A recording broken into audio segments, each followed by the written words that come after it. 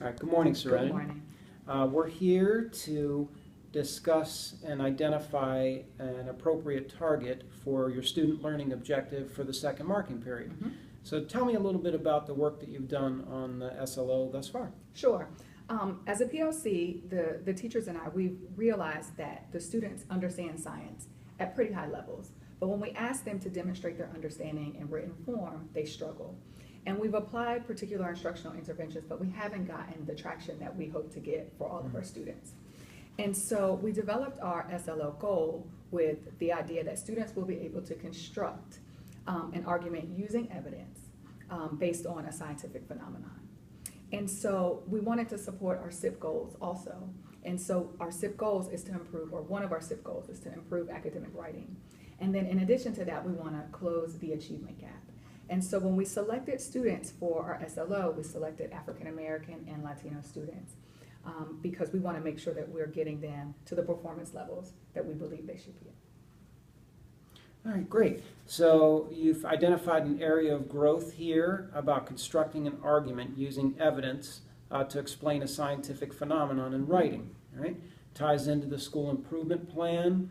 Also, it's identified focused students from the school improvement plan as well, African American and Latino students. Tell me a little bit about the data that you've collected thus far in order to try and identify a target setting approach here. Absolutely. So with that particular group of students, we looked at their reading levels.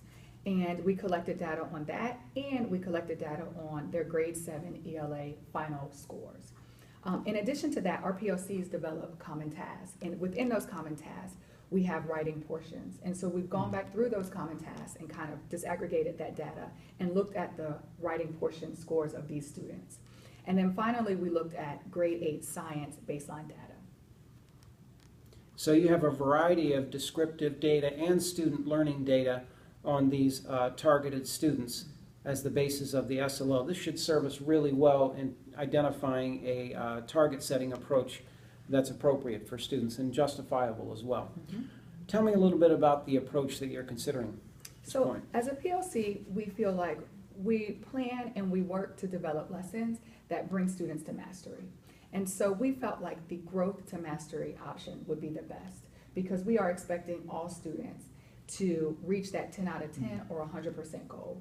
We want to be sure that we're sending a consistent message that we have high expectations about what they're able to achieve. And so we felt like that was the most appropriate match for what we intend to happen with our students' learning. Okay, Serenity, so I hear you saying from the target setting guide that you want to use a growth to mastery target setting approach. Yes. For these particular students. That is one approach that you might use. Here's another one that you might consider as well. The common growth approach, where every student in this group improves by at least 4 points. One of the reasons that that might work is that this instructional interval is only for the second marking period. This is a skill that students are going to be working on not only in science, but in other subjects in areas as well throughout the year. So you might consider a common growth approach, students improving by at least 4 points for this marking period, and at the end of the school year is where we might try to hit that 10 out of 10 score. Okay, so I guess my difficulty or my struggle around that is I want to send that message of high expectations. And so if they just improve by 4 points, aren't we saying to them that we aren't quite sure that you can make the benchmark? That's a good point. When I look at the grade 8 science baseline data for these particular students, there's a wide range here. Some students like Mario scored 2 out of 10 on the science baseline, and then other students like Sarah scored 6 out of 10.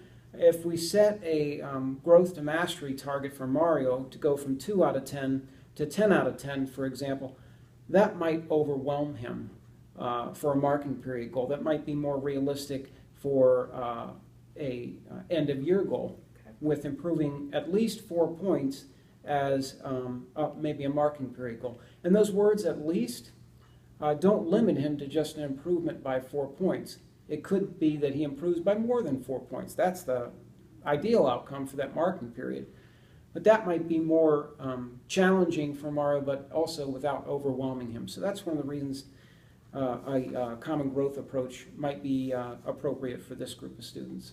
Well, I can get behind that idea because the last thing we want to do as professionals is frustrate students. So we certainly want to honor the growth that the students are making. And as long as we put at least in that target for the common growth approach, I feel like that's something that will definitely resonate well with our PLC and we'll be able to move forward with our SLO. Okay, so just to summarize, we've identified a target setting approach for this group of students, the common growth approach, and that the numerical target here will be a growth for at least 4 points from the baseline. Yes. Wonderful. Thank All right, you. well, it was great working with you Thank you. today. I Thank enjoyed it very much. Thank you. Nice working with you all.